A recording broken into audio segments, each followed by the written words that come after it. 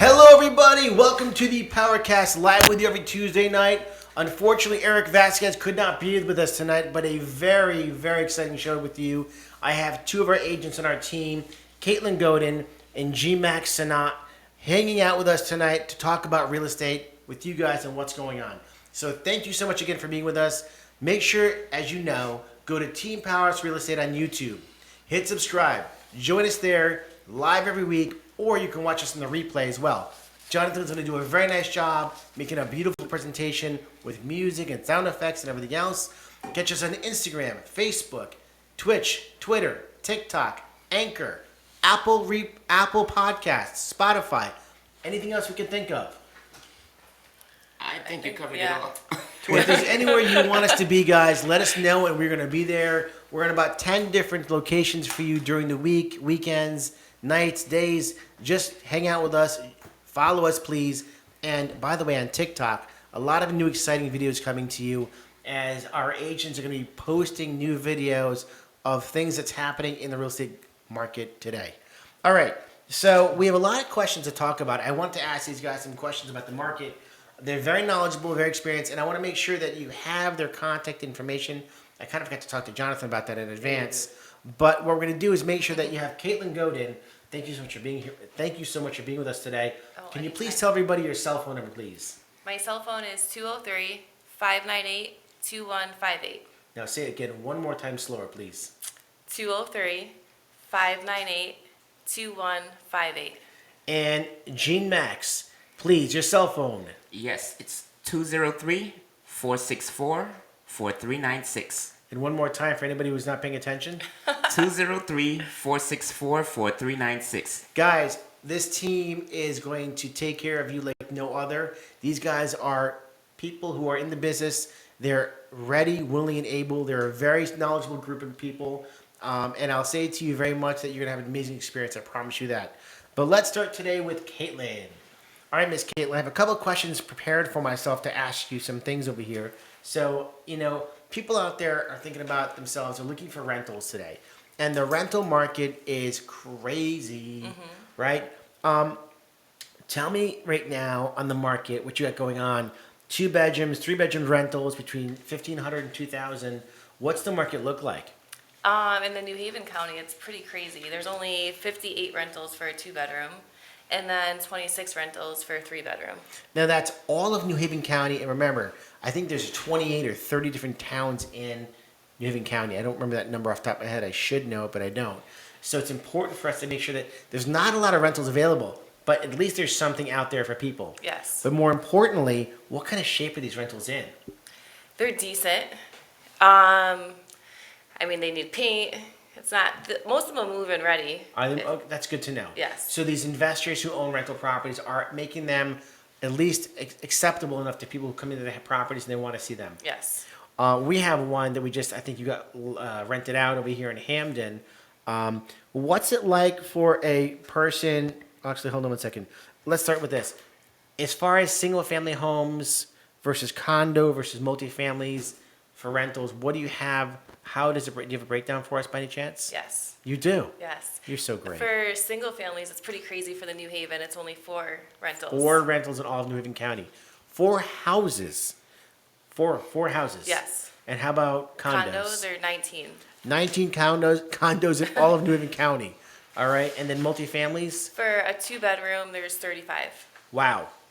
So if you are looking for a rental, guys, this girl over here, well, first of all, just so you know, she helps you buy houses, sell houses, and she's very knowledgeable in the rental market as well.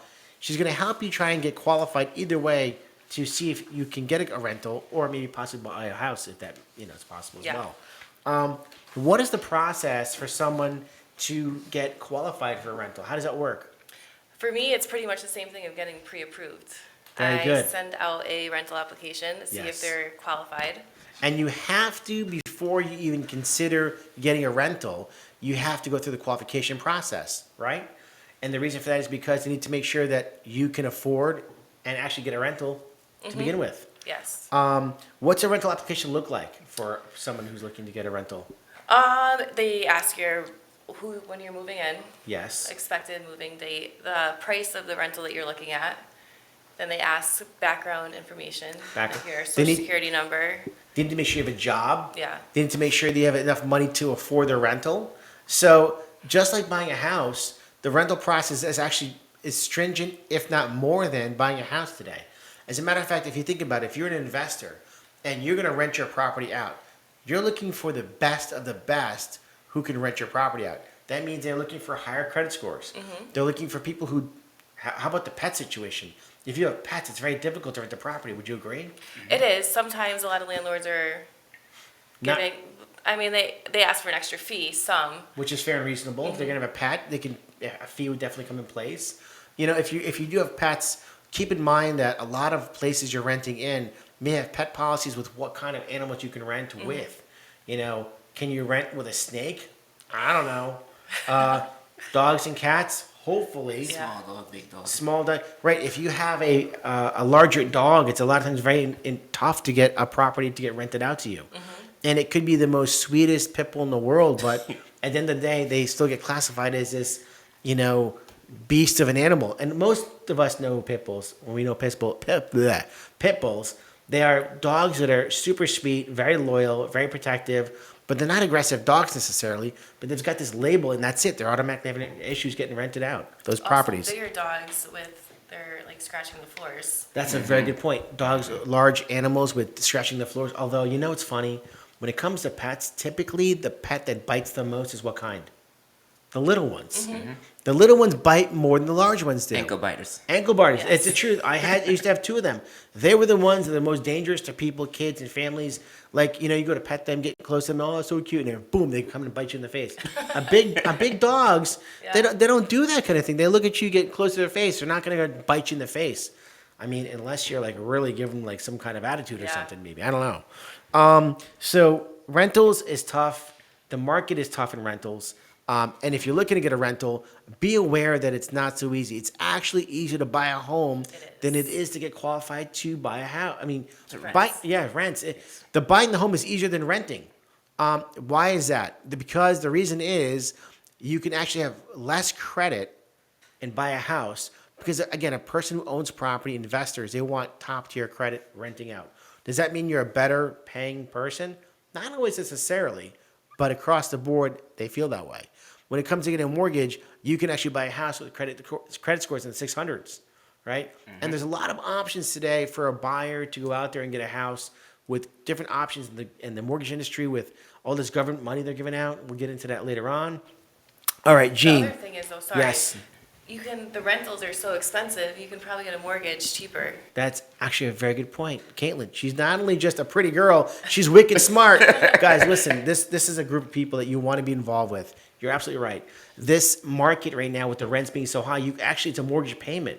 You're absolutely correct. Very good point. Thank you for mentioning that. Gene, all right, let's talk about a little bit about Fairfield County. You do a lot of work in Fairfield County.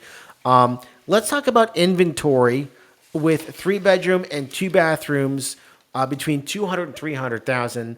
What does it look like on the market?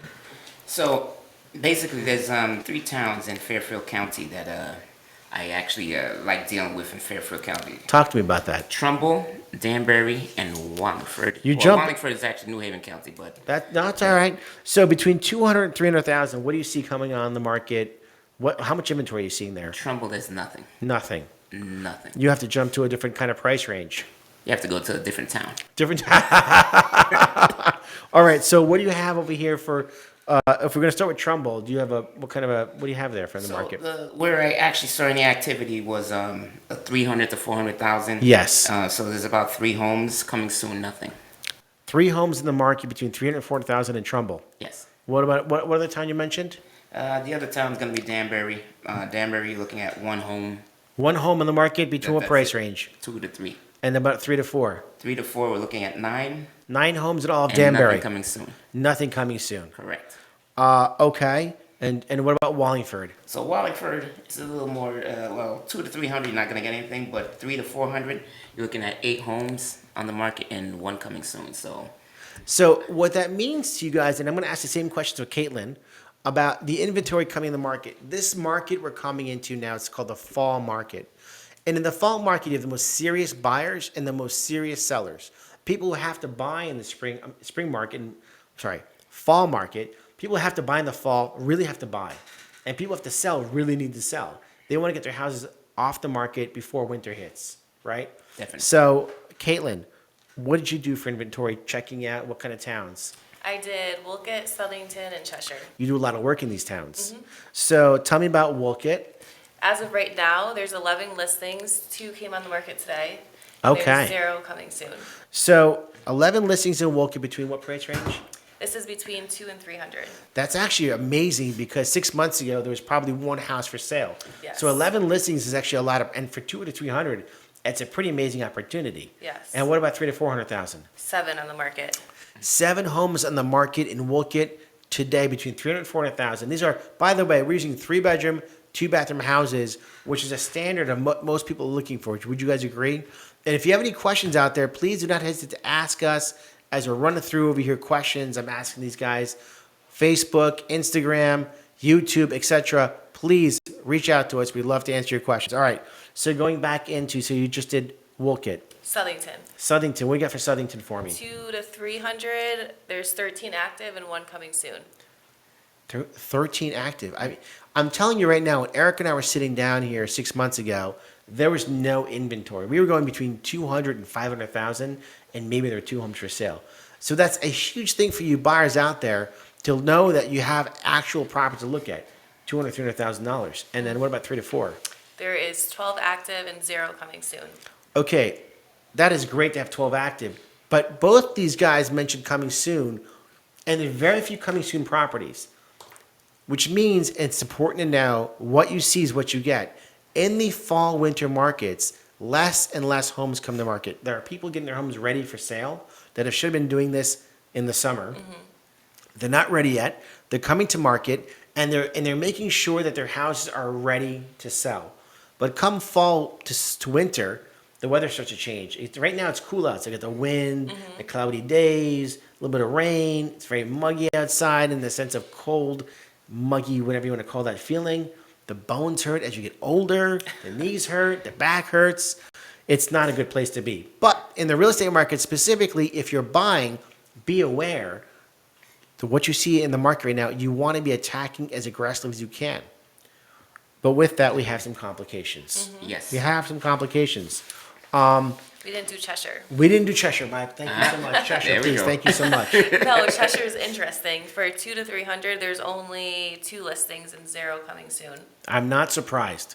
You know, to buy a house in Cheshire today, all these towns we're talking about are great towns. And with these towns, they all have good school systems. And good school systems create more demand, right, for buyers who want to buy in these towns. A lot of these New York buyers are coming into Connecticut. They know what towns have good school systems, and they know what towns they want to buy in. Because the better the school system, better investment, right? Wouldn't you agree? So with that being said, Cheshire, again, you said how many homes for sale? 2. 2 into 2 to 300? Yes, and then there's 7 for the 300 to 400. These are what they call first-time buyer prices in these towns, so that when I'm talking to you, maybe you're a second-time home buyer, maybe you're a first-time, maybe you're a third-time home buyer, and your price range is going to change on what you can afford to buy, right? You may be selling one house and buying another house. You have a little money in your hand to put some money down. It's important to understand these questions and what we're talking about here. Again, if you have questions, ask us. Jonathan, anybody has any questions out there? Excellent. All right. So with that being said, the market is very, very nil, very, very low in inventory. Coming into a fall market where it's cool. It's a fall market. Is the market going to collapse? People want to know. And what I'm going to say to you is, do you guys think the market's going to collapse? What do you guys think is going to happen? I'm just curious. No. Why, Gene, why don't you think the market's going to collapse? Well, there's a lot of different things out there that's actually keeping the market going the way it is now. You're absolutely right. Okay. The supply and demand. Yeah. I mean, we have no supply. We can't keep up. We can't keep up. And we have so many buyers shopping, right? Yes. The people who didn't get a chance to buy anything this past summer are still looking to buy right now. Yes. And those are the most serious buyers. And those people who are buying, they're not worried about getting their kids in before school. By the way, a little something for you guys to tell your clients as well, and you may already know this. If you're out there shopping for a home and you have kids, the best time to buy with kids and families is not in the summertime. The best time to buy for those kids and families is going to be the fall, the winter, and even the possible spring. The reason I say that is once school has started, your kids walk into school day one, and if they're, let's say, in, I don't know, second, first, third, fifth, eighth grade, they become the new kid that walks in, the teacher introduces them to the class. They get this exposure, hey, come meet Lisa, come meet Joey, and they become the popular new kid. As opposed to coming into school from the summertime into a new town, you kind of filter in like a fly, you know what I mean? And all of a sudden what happens is the ability to meet new kids is very difficult unless what? They're in sports over the summertime, where they're meeting kids and they get that opportunity. But if you're not and you don't have those kids in sports, it's very challenging for kids to make friends and meet new people. So know that this is a great time to buy for you guys as family members of kids. The fall is a great time to move in after school has started. I use this information because when I was younger, my parents moved in the summertime. I remember I was going to 7th grade and I'm coming into class. I didn't really know anybody except for one kid who lived on my street. I come into school and I'm sitting down. I know nobody. And nobody just walks up to you when you're 13 years old and says, hey, how you doing? My name is Mike. How you doing? It's not one of those things that happens. People, especially today, people are so introverted. These kids, they're stuck on video games and that kind of stuff, right? So very much important to think about these things long-term, short-term for your families. I'm sorry, Jen, I went on a tangent over there. I apologize. I went all over the place. I knew you'd come back to me. I'm coming back to you, baby. Talk to me. Yeah, so definitely right now, too, one of the complications with the market we're seeing right now is the interest rates. Very good point. The interest rates have spiked. Definitely. It's made a huge problem in the buyer pool of what you can buy. If you've been qualified over the last couple of months, you need to speak to your lender again. You need to find out where are you on an interest rate situation here. Remember that when a lender gives out rates, those rates are a general number. Until you go under contract, that rate that they give you does not apply, right? No. You guys know that, right? Correct. It has to be under contract, and at that point, you go and do the mortgage application, and then you can lock your rate in. So the rates have definitely jumped up. Have you talked about your buyers, what the kind of rates have been getting recently? I had a buyer, they had about, I would say it was 6% recently, and they actually had to purchase points. And with the purchase of the points, I believe it dropped to 5.75. That's a very common thing today is buying points. Yes. You know what? At the end of the show, I'm going to talk about the points idea and how to get a better rate and talking to your lenders. Now, we use a very good lender that we recommend to everybody. His name is Michael Cristoforo. If you haven't met him before, it's somebody you definitely want to reach out to. He's very knowledgeable. His cell phone is in his hand all the time. And he's somebody who will be educating you on what your opportunities are. We'll get Mike back on the show. Maybe we'll get Jose back on the show over here. Yes. Who's also phenomenal. We have a lot of great mortgage brokers we work with to help you guys out. Go ahead. Next thing. Less inventory. Less inventory. Less inventory makes things very difficult, right? Correct. And with the less inventory in these towns, it's a frenzy for the buyers. And we've been dealing with this for about 2 years now. And with this 2-year situation, people are actually considering getting rentals over buying.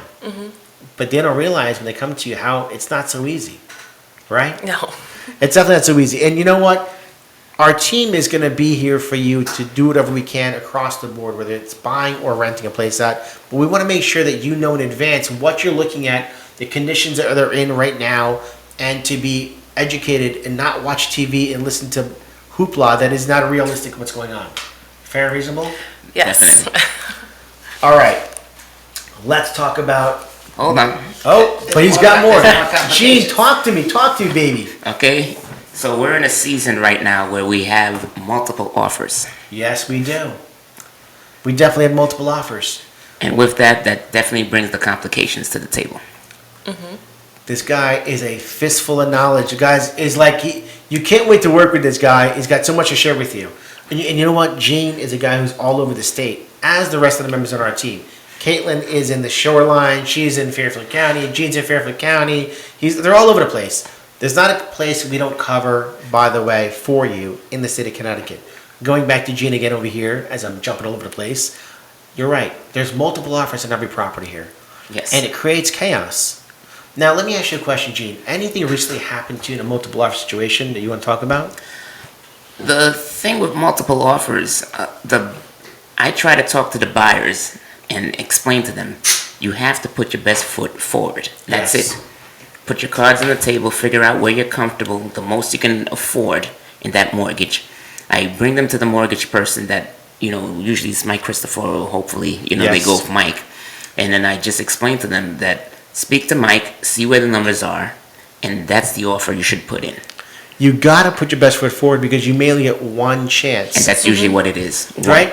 When you're making an offer, you're thinking, oh, they're going to come back to me and counter. These guys are getting so many offers. There's no second shots. No. Right? Doesn't come back. Katlyn recently listed a property in Waterbury. And, Jonathan, okay. She recently listed a property in Waterbury, and you had so many offers on the table. So many offers, right? How many offers do you have? I want to say at least 6, 7. I don't even know. I think it was way more. Actually, it was more than that. But besides the I fact... had more come in after, yeah. Right. Her clients accepted an offer, but we're also dealing with some more issues of what's happening with these offers and getting accepted, and then the buyers get an appraisal done. Yes. So we've both been through some appraisal issues on properties. So let's just touch on that. So let's use an example that you listed a house for how much? 325. And the offer that they signed was for how much? Well, originally it was 400. That's crazy. Yes. She had a $400,000 offer on a list price of $325. Yes. And then what happened when the bank came in and appraised the property? All the financing fell through, so then we accepted another offer, 376. Yeah. And How did the bank feel about that offer for 376? They like that 376? And the buyer's mortgage? Did they appraise it out correctly? they did not appraise it. Not appraise it out correctly. Another one. There was a lot of issues behind that, so now we're doing a new appraisal. Yes. It's important as a listing agent for us to make sure your sellers understand that we cannot guarantee you that the price you're being offered is going to come through.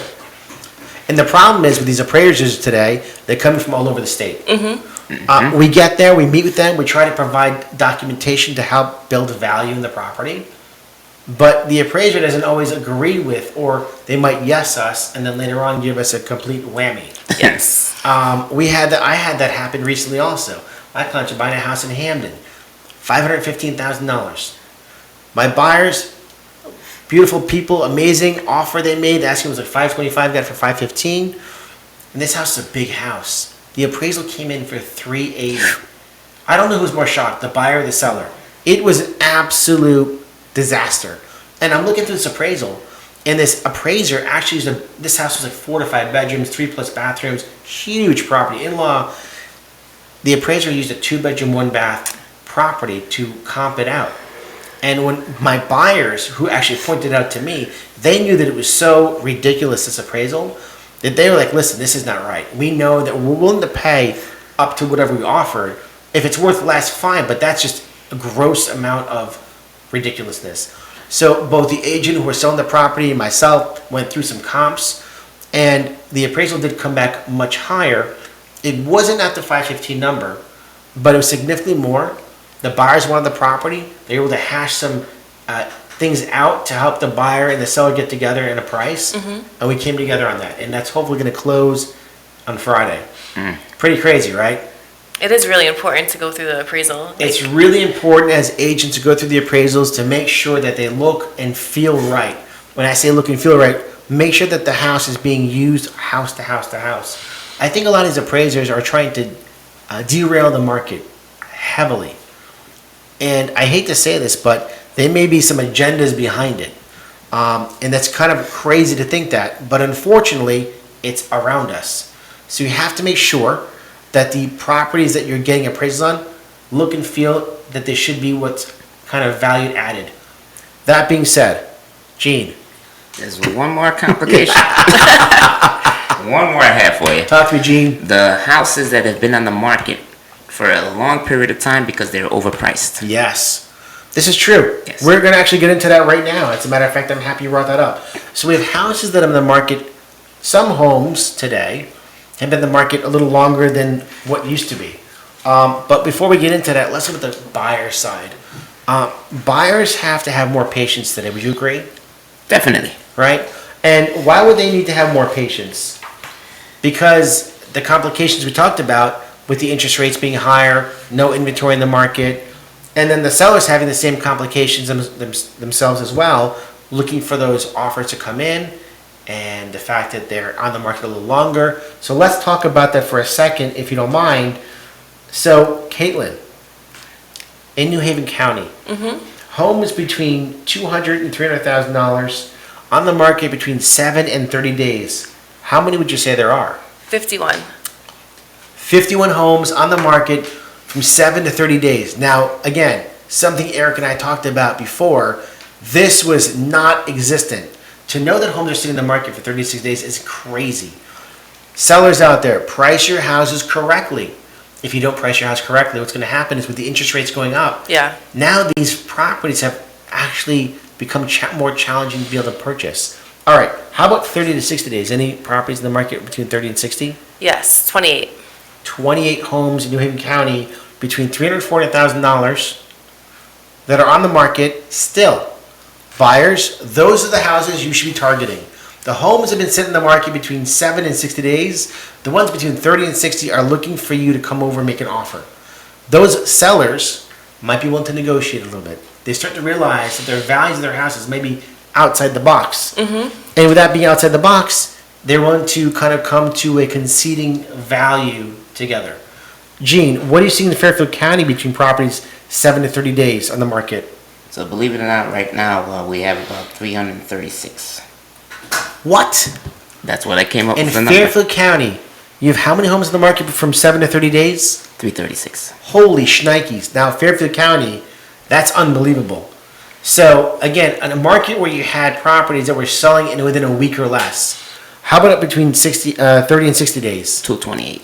Wow. All right. So, if you're looking at Fairfield County, right, that might be another place to start looking at properties that have been sitting there now. Guys, if you're buyers out there, call these agents, Katlyn and Gene. They're phenomenal. They will take care of you, and I promise you, you're going to have an amazing experience. They're going to make sure you're qualified correctly, because your qualification that you have is probably outdated, right? The fact we have homes sitting in the market that long means that people probably overpriced their houses, right? And they were like in this chasing the market kind of situation here.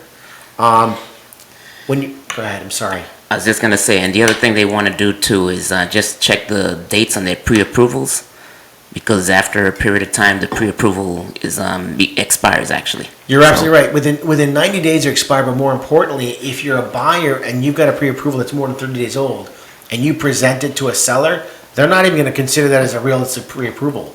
They want something up to date. So make sure that you get in touch with your lender, get a refreshed page of pre-approval. Make sure again to check the rates that they are today versus what they were before. You know, one of the things that were happening now in this market, Oh, you're fine. what's happening in this market today is with interest rates being skyrocketing and homes now are starting to sit in the market, there's two things that are coming to play in this industry. Something we haven't seen in a while.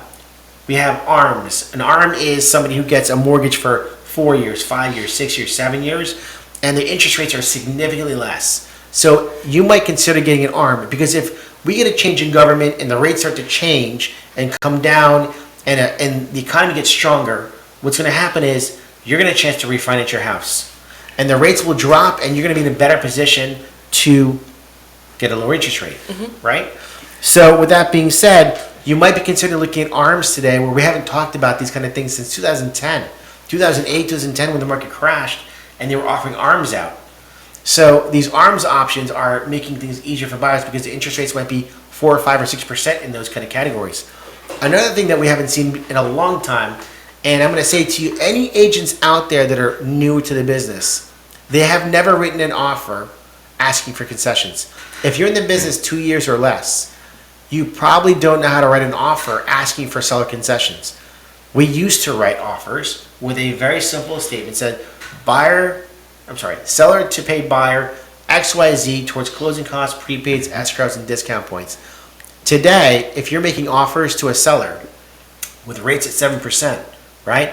If you're able to get a seller to buy the rate down for the buyer, which means they might need $6,000, the buyers, in order to drop the rate from 7% to 5%, which makes that buyer qualify for that house, and that seller getting that house sold.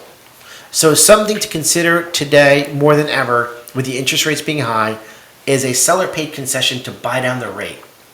Pretty amazing stuff. Yes. So with the market changing, we're in a fall market, prices are still high, right? And we have a shortage in inventory still, although there are properties that have been sitting there for a little while now. And the properties that have been sitting there for a little while, I think are going to be more considerable in consideration of buying down rates, offering closing costs, and things to help make their homes sell and for the economy to get back in a stronger situation for all of us here. All right, we've talked quite a bit. It is Tuesday night, and we really appreciate you guys being with us. I hope you enjoyed the show. Again, Gene Max, if you could please tell them your cell phone number to get in touch with you. 203-464-4396. That is Gene Max Senat, Senat. Or in French, it's Jean-Max Senat. Beautiful. Love that. Baby go. Okay. Katlyn Godin. My number is 203-598-2158.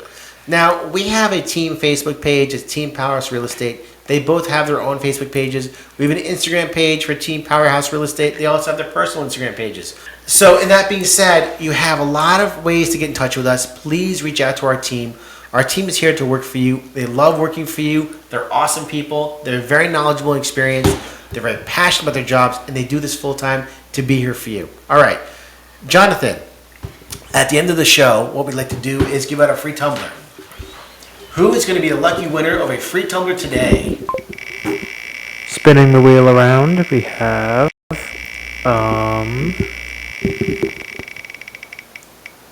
Dum, dum, dum. Thompson Savings Bank. Wow, From Thompson TikTok. Savings Bank is a new winner of our tumbler. And we love the fact that Thompson Savings Bank is actually watching us on social media. Is that Instagram? Is that Facebook? That's or TikTok? That's So Thompson TikTok. Savings Bank on TikTok, following us. Very cool stuff. That is cool. Right?